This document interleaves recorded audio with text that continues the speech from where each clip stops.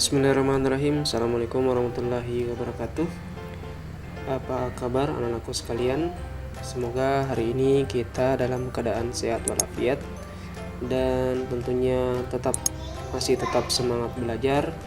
Kemudian tak lupa kita banyak bersyukur kepada Allah Subhanahu wa taala yang telah melimpahkan rahmat dan hidayahnya kepada kita semua, sehingga tentunya kita bisa melaksanakan aktivitas sehari-hari sebagaimana semestinya. Baik, kita melanjutkan materi hari ini, masih materi tentang pekerjaan dasar elektromekanik, khusus pokok bahasan alat dan bahan kerja dari bahan non logam. Oleh saya Muhammad Irfan.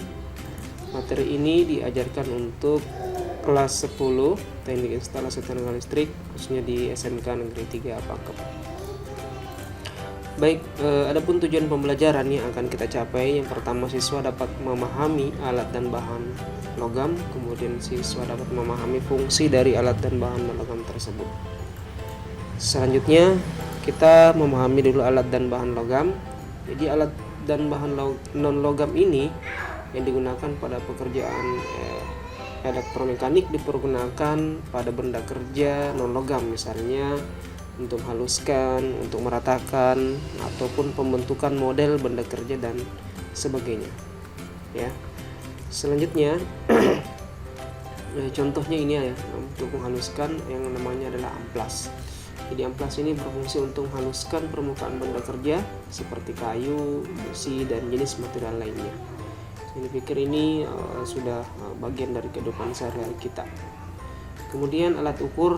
Ya, alat ukur di sini yang dimaksud di sini adalah tentunya yang sebagai meter ya, digunakan untuk mengukur panjang benda kerja. Contohnya adalah mistar, kemudian jangka sorong, meteran atau mikrometer ya, sekrup, mikrometer, sekrup, dan meteran laser. Jadi meteran laser lebih canggih lagi ya. Kemudian ini meteran, ini tinggal diaktifkan, kemudian dia bisa menghitung jaraknya dan akan muncul pada display ini. Kemudian lebih canggih lagi ya, tidak perlu kita mengukur panjang berapa meter dan sebagainya.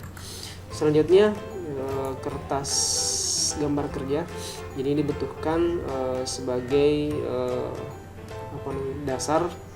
Misalnya kita membuat gambar dan atau rancangan ya, tentunya kita butuh yang namanya kertas gambar yang terbuat dari bahan kertas dan berfungsi sebagai tempat menggambar. Jenis kertasnya adalah jenis kertas manit dan kertas kalkir. Jadi kertas kalkir ini dia tembus pandang ya, dilihat. Kemudian disinilah orang yang kalau untuk menggambar gambar teknik ya istilahnya, gambar instalasi seperti itu. Misalnya untuk rumah, instalasi penerangan, kita sebaiknya menggunakan yang seperti ini. Kemudian yang untuk skala besarnya dia menggunakan kertas manila yang ini banyak dijual di toko-toko ATK ya. Selanjutnya kayu ya, jadi bahan non logamnya adalah kayu, merupakan bahan yang digunakan untuk pekerjaan teknik.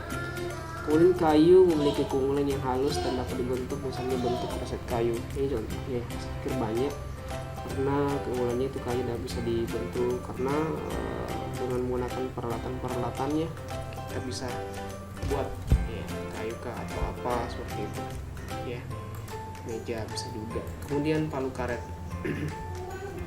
Di palu karet ini digunakan untuk pekerjaan plat, contohnya untuk meratakan permukaan plat tanpa meninggalkan namanya goresan.